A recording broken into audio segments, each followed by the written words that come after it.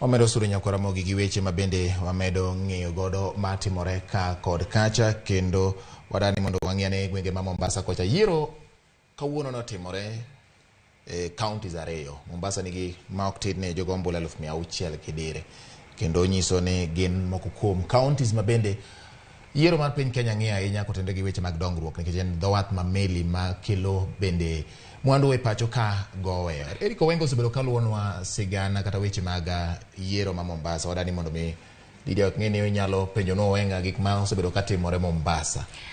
Winjo ageno ni winjo wa yo makare onyiswa ni to ginango gini motimore nyaka ne pinyru namba kara kwan mar jogo beno wuok oko mar dhigo ombulu ne chal nade kaachiel gi sani chal mar kor lwasi kata anyako tende gi mago mag arita mag kwe chal nade ka bende oganda ne gisiso mar ng'eyo ni to duoko chal nade. Eriko Wenga erokamano kuom tudri kod wasechegi ka bende en adek no mar otieno gwenge ma Mombasa oriyo nade to chenro mar yiero no dhi nade nyaka sechegi hango nyiso kwa county Mombasa.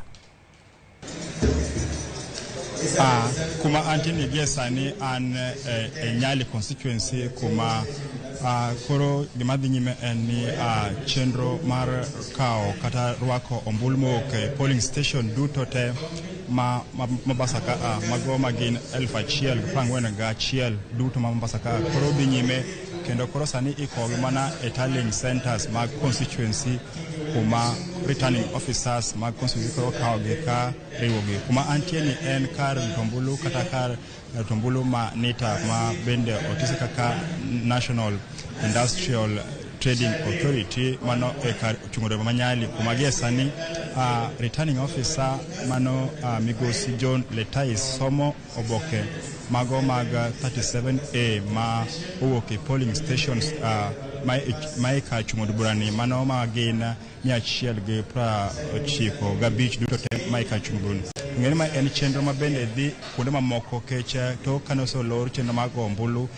e county Mombasa ka sa 11 gi moda kabich kama ne jo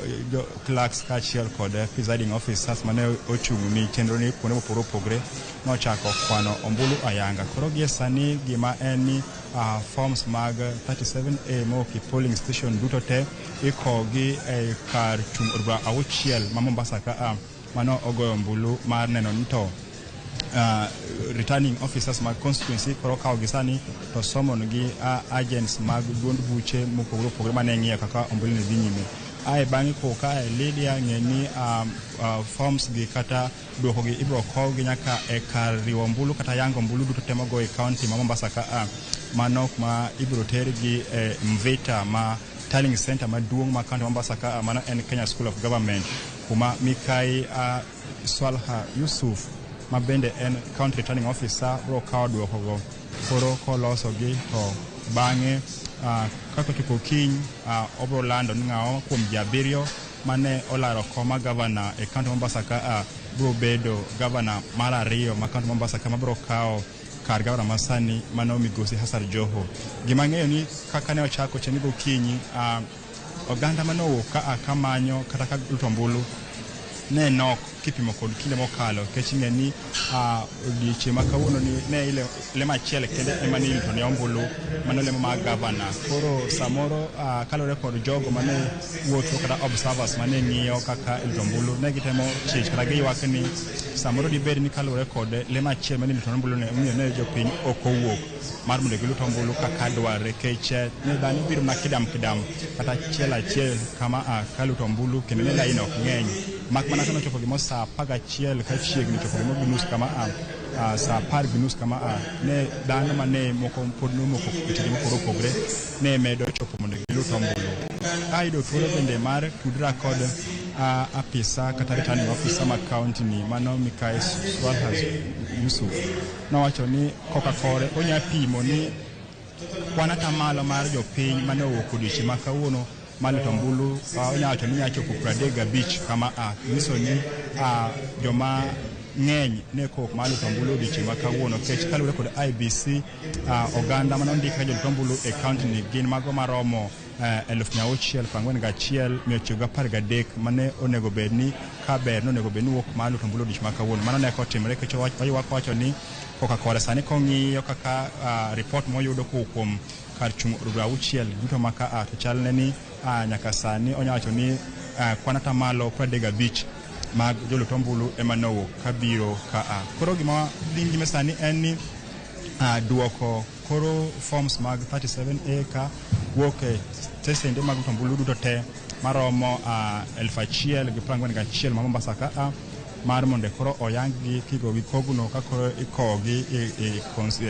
e constituency duto te ka monde gibed forms 37B ai bange kura kiboko gi ni returning officer ma county ni makoro neno ka yango ka chiel kod agents kod jogo duto mane oyoro ka mondo gi yang ni to ngawa mibro land kochopo okinyi kata odiechieng makiny kolewa ahinya jodak ma Mombasa bro ng'eyo ni ng'ano mabro bedo gavana margi mar ariyo mabro kawo kar Joho. Gima ng'eyo ni en ng'wech mapek kendo amen mapek kaka ne wasebedo kawacho nyaka sani kalore kod duoko mosebedo kawuok ma wiye ma bende pok oyangi duto. Ng'wech mapek nenore e kinda Abdul Swamad Nasir Sharif mano mar ODM kod jalno malaro kom kod otiko mar UDA mano Hassan Omar. Gini mag sani neno ka jogo ma ni kod lweny mapek ahinya kalore kod dwaro kata mar bedo ya governor mar ariyo ma county ma Mombasa Lydia.